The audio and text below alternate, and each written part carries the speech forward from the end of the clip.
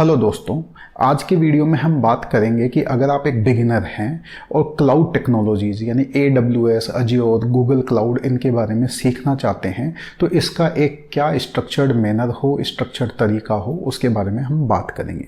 मैं खुद अपने बारे में बता दूं कि मैं पिछले 15 साल से IT सेक्टर में काम कर रहा हूं और इसमें 7-8 साल जो पिछले हैं इनमें मुझे AWS, अज्योर पे काम करने का अच्छा खासा मौका मिला है। तो अपने एक्सपीरियंस के आधार पर मैं आपको ये बताने वाला हूँ।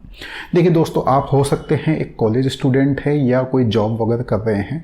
अगर आप क्लाउड टेक्नोलॉजीज़ के बारे में सीखना चाहते हैं तो बिल्कुल आपको एक स्ट्रक्चर्ड तरीका ही फॉलो करना चाहिए, क्योंकि वो ही एक लर्निंग का राइट मैकेनिज्म होता है। और दूसरी एक और बात बता दूं कि चाहे से आप जिस भी प्रोफाइल में काम करते हो या आगे जाके काम करने वाले हो, अगर आप अभी एक कॉलेज स्टूडेंट हो, आपको क्लाउड टेक्नोलॉजी सीखनी चाहिए। क्योंकि क्या होता है कि हो सकता है आप जिस कंपनी में काम करोगे उसका इंफ्रा क्लाउड के ऊपर हो सकता है, या वो कुछ क्लाउड सर्विसेज को यूज कर रही हो सकती है, या हो सकता है कि जिस कंपनी के लिए काम कर रहे हो उसके जो कस्टमर्स है वो क्लाउड टेक्नोलॉजीज का इस्तेमाल कर रहे हो। और इसके साथ में अगर आप देखोगे आज की तारीख में जो लोग कंप्यूटर साइंस फील्ड के अंदर हैं या जो IT सेक्टर में काम करते हैं वो जानते हैं कि जो क्लाउड टेक्नोलॉजी है ये one of the highest paying and highest demanding field है ना। तो क्लाउड टेक्नोलॉजीज आपको आनी चाहिए, राइट। और ये आपके जो करियर ग्रोथ के लिए, आपकी प्रोफाइल बिल्डिंग के लिए अच्छा ही रहेगा अगर आप अभी से इसके लिए फोकस करेंगे। अब क्या स्ट्रक्चर्ड मैनर हो जिसके अंदर आपको क्लाउड टेक्नोलॉजीज के बारे में सीखना चाहिए टाइम एफिशिएंट मैनर के अंदर। देखिए, सबसे पहले तो आपको क्या करना चाहिए कि 2, 3, 4 लोगों का एक ग्रुप बना लेना चाहिए जो कि सिमिलर गोल रखते हैं कि हाँ भैया अगले 1 महीने, 2 महीने, 3 महीने के अंदर हमें AWS या अज्योर के अंदर ये जो बेसिक्स हैं इनको कवर करना है और इनको सीखना है। क्योंकि क्या होता है जब आप ग्रुप बना लेते हैं तो क्या होता है कि आप एक कॉम्पिटिटिव मैनर में, टाइम एफिशिएंट मैनर में, अकाउंटेबिलिटी के साथ काम करते हैं। जब अकेले हम काम करते हैं तो कई बार होता है कि मोटिवेशन हम मेंटेन नहीं कर पाते हैं और चीज़ें जो है स्टार्ट तो करते हैं लेकिन एंड तक नहीं ले जा पाते हैं। वहीं पे 3-4 सिंसियर लोग जो है एक टीम बनाकर लर्निंग स्टार्ट करते हैं तो उसके अंदर एक दूसरे के प्रति अकाउंटेबिलिटी बने रहते हैं, एक दूसरे से हम डिस्कशन करते रहते हैं, कई जगह उससे मदद मिलती है अगर जो सभी लोग हैं उनकी अप्रोच सीखने की और आगे बढ़ने की है। तो सबसे पहले तो एक ग्रुप बना लीजिए कि भाई हम मिलकर सीखते हैं। दूसरा है आपको एक लर्निंग पाथ चूज कर लेना चाहिए, तो चाहे AWS हो या अज्योर हो या गूगल हो, इनके अंदर जो बेसिक कोर्सेज है, बेसिक सर्टिफिकेशन है, आप उनको टारगेट कीजिए और उनके जो लर्निंग पाथ है उनको चूज कर लीजिए। जैसे AWS के अंदर होता है क्लाउड प्रैक्टिशनर, तो क्लाउड प्रैक्टिशनर का जो कोर्स होता है बेसिकली उसके अंदर क्या होता है कि क्लाउड की जो भी सर्विसेज होती है उनके बेसिक्स के बारे में आपको बताया जाता है, सिखाया जाता है। थ्योरी भी होता है, प्रैक्टिकल भी होता है। सिमिलरली इसी तरीके से अगर आप अज्योर के अंदर देखोगे जो कि माइक्रोसॉफ्ट का है, उसके अंदर अज्योर एडमिनिस्ट्रेटर होता है। तो ये जो सर्टिफिकेशंस होते हैं इनके लर्निंग पाथ को आप पकड़ लीजिए कि हमें इस सर्टिफिकेशन को अगले 2 महीने में अचीव करना है। फिर आप किसी भी एक लर्निंग पोर्टल, चाहे से वो यूडेमी हो या कोर्सेरा हो या क्लाउड गुरु हो, प्लूरल साइट हो या और भी कोई हो सकता है, आप खुद से भी ले सकते हैं। मिलकर आप जो है एक अकाउंट कहीं भी लर्निंग प्लेटफॉर्म के ऊपर ले सकते हैं सब्सक्रिप्शन, या आप किसी कंपनी में काम कर रहे हो सकते हैं जिसके अंदर आपको कोई लर्निंग प्लेटफॉर्म का एक्सेस ऑलरेडी होगा। तो किसी भी एक जगह ये जो हमने बात की जैसे AWS के अंदर क्लाउड प्रैक्टिशनर, अज्योर में एडमिनिस्ट्रेटर का जो कोर्स होता है उसके लर्निंग पाथ का कोई कोर्स जो है वो चूज कर लीजिए। लगभग 15, 20, 25 घंटे का जो कोर्स होता है उसमें आपको थ्योरी भी बताई जाएगी और प्रैक्टिकल करके भी दिखाया जाएगा। तो आप उस कोर्स को जो है बिल्कुल सिस्टमेटिक तरीके से शुरू से एंड तक कीजिए। जो लैब्स वगैरह टाइम टू टाइम होती है उनको भी कीजिए। साथ के अंदर क्या होता है, 2 चीजें आपको और करनी है कि एक तो आप खुद भी अगर मान लो अज्योर का कोर्स कर रहे हैं तो अज्योर के ऊपर फ्री अकाउंट बना सकते हैं और उसके थ्रू आप अपने प्रैक्टिकल्स कर सकते हैं। क्योंकि आप कितनी भी थ्योरी पढ़ लो, कितने भी कोर्सेज कर लो, अगर आप खुद से प्रैक्टिस नहीं करोगे तो आप सीख नहीं पाओगे। तो चाहे अज्योर सीख रहे हो या AWS सीख रहे हो, दोनों के अंदर आपको फ्री अकाउंट मिलता है। तो फ्री अकाउंट बना लीजिए, कुछ शुरुआती $200 का क्रेडिट मिलता है, तो उसको इफेक्टिवली यूज कीजिए। कि मान लो कि कोई वर्चुअल मशीन आपने लॉन्च करी है और अब थोड़ा सा आपने सीख लिया और अब काम नहीं आने वाली है तो उसको टर्मिनेट कर दो ताकि आपके चार्जेस लगते ना रहे।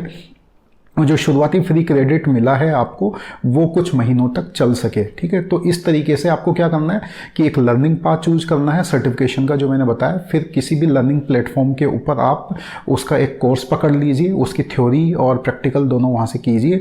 जो लैब्स वगैरह वो करवा रहे हैं उनको आप प्रॉपरली फॉलो कीजिए, और इसके अलावा जो आपको एक्टिविटीज़ दी जाती है कि आप ये कीजिए तो वो आप अपने अकाउंट के अंदर कर सकते हैं। साथ में एक और चीज़ करनी है कि जब क्या होता है कि आप कोर्स कर रहे होते हैं तो ऑब्वियसली जो कोर्स होगा उसमें बहुत सारी चीज़ें इन डेप्थ नहीं बताई जाएगी, वो क्लाउड स्पेसिफिक बताई जाएगी। फॉर एन एग्जांपल, जैसे आप AWS में क्लाउड एडमिनिस्ट्रेटर का कोर्स करेंगे तो उसमें बताया जाएगा कि AWS पे जो वर्चुअल मशीन होती है जिसको बोलते हैं EC2 मशीन, इसको कैसे लॉन्च किया जाता है, कैसे टर्मिनेट किया जाता है, क्या क्या कॉन्फ़िगरेशन होता है। तो ऑब्वियसली वो तो उसके अंदर बताएंगे, लेकिन आपको एक एक ऑप्शन को समझना है और साथ में टेक्नोलॉजिकल एस्पेक्ट्स को भी आप समझिए, थोड़ा टाइम लीजिए, ChatGPT की मदद लीजिए, गूगल की मदद लीजिए, ब्लॉग्स की मदद लीजिए, लिंक्डइन पर कुछ लोग जो होते हैं जो इसके बारे में पोस्ट वगैरह लिखते रहते हैं उनको फॉलो कीजिए और समझिए कि अल्टीमेटली जो EC2 मशीन क्या होता है, वर्चुअल मशीन क्या होता है, VMware का कॉन्सेप्ट क्या होता है, हाइपरवाइजर क्या होता है, रिजर्व इंस्टेंस क्या होता है, स्पॉट इंस्टेंस क्या होता है, इनको समझिए, थोड़ा टाइम लीजिए। शुरुआत के अंदर जब आप टाइम देकर सीखेंगे तो आपके फंडामेंटल्स हमेशा स्ट्रांग रहेंगे और आगे जाकर आपको क्या होगा, ये बहुत मदद करेगा। आप स्ट्रगल नहीं करोगे, आप जिस भी प्रोफाइल में काम करोगे फिर आप स्ट्रगल नहीं करोगे। हो सकता है आप कोर्स कर लो, लेकिन अगर आप फंडामेंटल्स पे ध्यान नहीं दोगे तो आप थोड़े समय के बाद भूल जाओगे। क्योंकि क्या होता है कि जब प्रैक्टिकली आपको इंप्लीमेंट करना होगा तो आप चीज़ों को प्रैक्टिकली इंप्लीमेंट इसलिए नहीं कर पाओगे क्योंकि आपकी जो टेक्नोलॉजिकल अंडरस्टैंडिंग है वो डीप नहीं है, वो प्रॉपर नहीं है। तो इसी तरीके से VM के कॉन्सेप्ट्स को पूरा समझिए। ऐसे स्टोरेज की जब बात आती है उसके अंदर मान लो कि कोई VM आपने लॉन्च की है, EC2 मशीन लॉन्च की है, उसके ऊपर अब आपको मान लो डिस्क वगैरह लगानी है, तो डिस्क के टाइप होते हैं, जैसे HDD होता है, SSD होता है, तो आपको अंडरस्टैंड करना चाहिए दोनों के अंदर क्या डिफरेंस होता है, IOPS क्या होता है, थ्रूपुट क्या होता है। इन फंडामेंटल्स को जितना ज़्यादा आप गूगल पे रिसर्च कर सकते हैं, ChatGPT, बार्ड, AI टूल्स जो है इनकी मदद लीजिए, इनसे आप अपनी लर्निंग को और मजबूत कर सकते हैं। इन पे क्वेश्चंस पूछिए जाके कि भाई बताइए मुझे HDD और SSD में क्या डिफरेंस होता है, IOPS और थ्रूपुट क्या होता है, ठीक है, और ये IOPS और थ्रूपुट की जो रिक्वायरमेंट होती है वो किस पर डिपेंडेंट होती है, डिस्क की साइज पर डिपेंडेंट होती है या किस तरीके से ये आपको मिलता है, ठीक है। तो फिर जब आप एप्लीकेशंस डिज़ाइन करेंगे या सर्वर्स वगैरह को लॉन्च करेंगे तो आपको समझ में आएगा कि भाई मेरे को ये पर्टिकुलर IOPS या थ्रूपुट चाहिए तो कैसे मिलेगा, ठीक है। ये हो गया। इसी तरीके से वर्चुअल नेटवर्क के कॉन्सेप्ट्स हो गए, IP के फंडामेंटल्स हो गए, TCP/IP, UDP, ये जो फंडामेंटल्स है ये आपके स्ट्रॉन्ग होने चाहिए।